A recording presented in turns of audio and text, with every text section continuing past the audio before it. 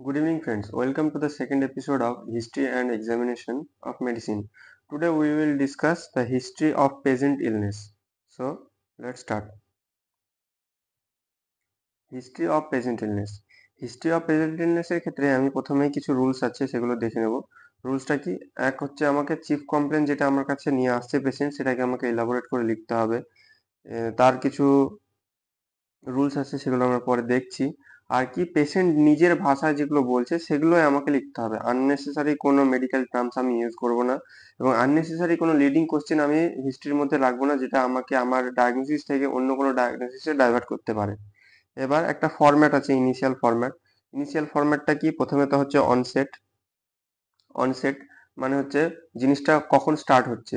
হঠাৎ করে স্টার্ট হচ্ছে সেটা হলে সাডেন অনসেট লিখবো, যদি ধীরে সুস্থে হয় সেক্ষেত্রে ইনসিডিয়াস লিখবো। ডিউরেশন, কতদিন ধরে আমার পেশেন্ট জিনিসটা নিয়ে ভুগছে সেটা নিয়ে আমি লিখবো। প্রোগ্রেস, প্রোগ্রেসে আমি লিখবো যে রোগটা পেশেন্ট নিয়ে এসছে সেই রোগটা প্রোগ্রেসিভ নাকি নন প্রোগ্রেসিভ, মানে ধীরে ধীরে বাড়ছে নাকি একই রকম আছে। যদি প্রোগ্রেসিভ হয় সেক্ষেত্রে প্রোগ্রেসিভ নেচার লিখবো, আর যদি নন প্রোগ্রেসিভ হয় তাহলে নন প্রোগ্রেসিভ লিখবো।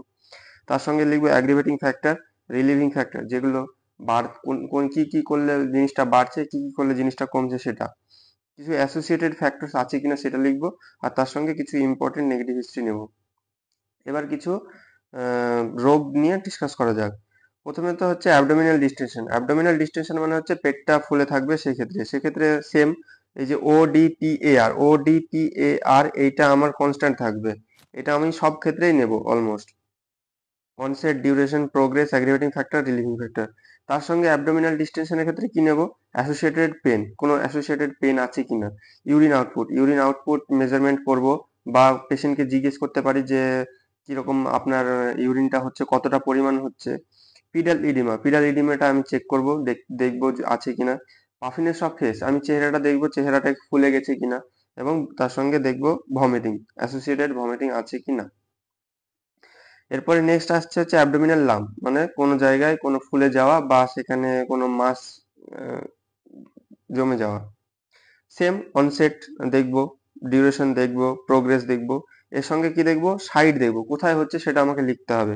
সাইজ দেখবো, আমি সাধারণত হাইট, মানে হাইট, লেন্থ এবং ডায়ামিটারটা লিখবো। সারফেস, যে লাম্পটা হচ্ছে সেই লাম্পের ওপরের সারফেসটা আমি দেখবো কিরকম। স্কিন ওভার লাম্পের ওপর যে স্কিনটা আছে সেই স্কিনটার আমি চেক করব যে স্কিনটা রাফ আছে না স্মুথ আছে, স্কিনের ওপর কোনো রকম কালার তৈরি হচ্ছে কিনা সেটা আমি দেখব। অ্যাসোসিয়েটেড উইথ পেন, যে লাম্পটা হচ্ছে সেখানে আশেপাশে আমি হাত দিয়ে বা টাচ করে দেখব যে সেখানে কোনো রকম পেন সেন্সেশন ফিল হচ্ছে কিনা, এবং যে লাম্পটা হচ্ছে তার এজগুলো দেখে নেব। নেক্সট হচ্ছে পেন। পেনের ক্ষেত্রে একটা নিউমোনিক আমরা সবসময় ইউজ করে থাকি, সেটা হচ্ছে সক্রেটিস। সক্রেটিসে S for site, O for onset, C for character, R for radiation, A for associated symptoms, T for timing, E for exacerbating factor, আর হচ্ছে সিভিয়ারিটি। সাইট, কোথায় হচ্ছে পেনটা সেটা দেখবো। অনসেট, কখন শুরু হচ্ছে সেটা দেখবো। ক্যারেক্টার, পেনের ক্যারেক্টার কিরকম, কলিকি পেন না ডাল একই পেন, এরকম এটা দেখবো। রেডিয়েশন পেন কোনো একটা জায়গা থেকে তৈরি হচ্ছে সেখান থেকে অন্য জায়গায় গিয়ে রেডিয়েট হচ্ছে কিনা সেটা আমি জিজ্ঞেস করব। অ্যাসোসিয়েটেড কোনো সিমটমস আছে কিনা তার সঙ্গে সেটা জিজ্ঞেস করব। টাইমিং, পেনটা কি সব সময় হচ্ছে না কোনো কোনো সময় হচ্ছে বা কখন হচ্ছে সেটা আমি তাকে জিজ্ঞেস করব। এক্সারবেটিং ফ্যাক্টর, পেনটা কখন বাড়ছে সেটা আমি জিজ্ঞেস করব।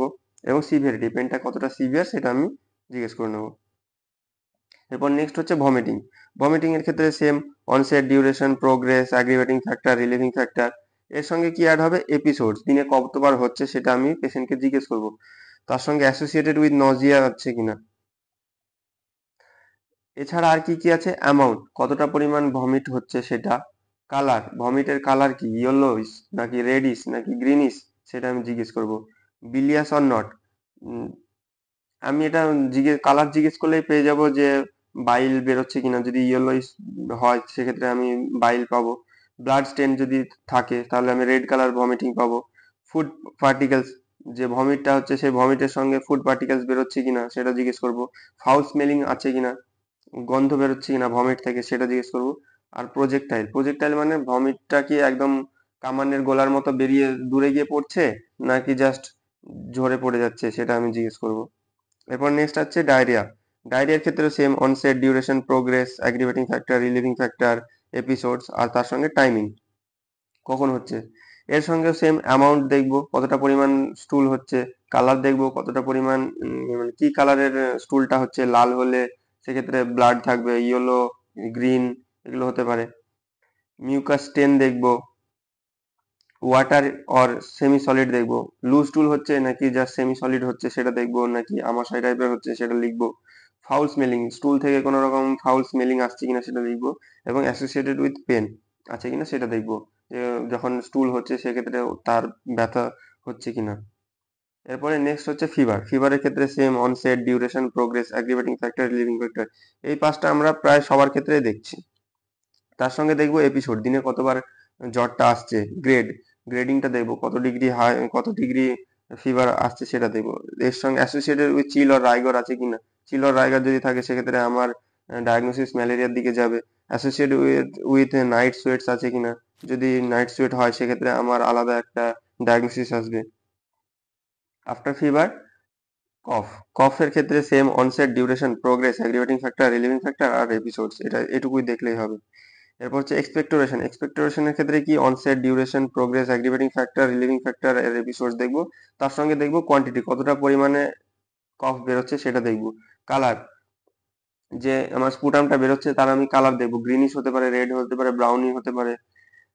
কনসিস্টেন্সি, যেটা এক্সপেক্টোরেশন যেটা বেরোচ্ছে সেটার কনসিস্টেন্সি কিরকম সেটা দেখবো। স্মেল, সেখান থেকে কোনো রকম ফাউল স্মেলিং বেরোচ্ছে কিনা সেটা দেখবো। ব্লাড স্টেন, রক্ত আছে কিনা সেটা দেখবো, এবং তার ভ্যারিয়েশন, এটা কি ডাইউরনাল না সিজনাল নাকি পস্টুরাল। সিজনাল হলে কি হবে, সব সময় শীতের সময় একটু বাড়বে, বা কোনো একটা পার্টিকুলার সিজনের দিকে এটা বাড়বে। ডাইউরনাল মানে সারা বছর ধরে হচ্ছে কিনা। আপ নেক্সট ব্রেথলেসনেস এর সেম আমরা অনসেট দেখবো, ডিউরেশন দেখবো, প্রোগ্রেস দেখবো, aggravating factor, living factor, episodes, duration of each episodes, যে ব্রেথলেসনেসটা হচ্ছে এটা কি কতক্ষণ ধরে হচ্ছে, সেটা আমি নোট করে নেব। তার সঙ্গে অর্থপনিয়া এবং পারক্সিজমাল নকটার্নাল ডিসনিয়া। অর্থপনিয়া কি, আমি শুয়ে পড়লে যে ব্রেথলেসনেস সেটা বাড়ছে কিনা। আর পিএনডিটা কি রাতের দিকে যে ব্রেথলেসনেস হচ্ছে এটা রাতের দিকে হচ্ছে কিনা সেটা আমি জিজ্ঞেস করব। যদি সেটা থাকে তাহলে সেটা আমি মেনশন করব, এবং এর ভেরিয়েশন সেম ডায়োরেনাল নাকি সিজনাল নাকি postural. History of present illness এটুকুই। নেক্সট আগামী video general survey. Thank you.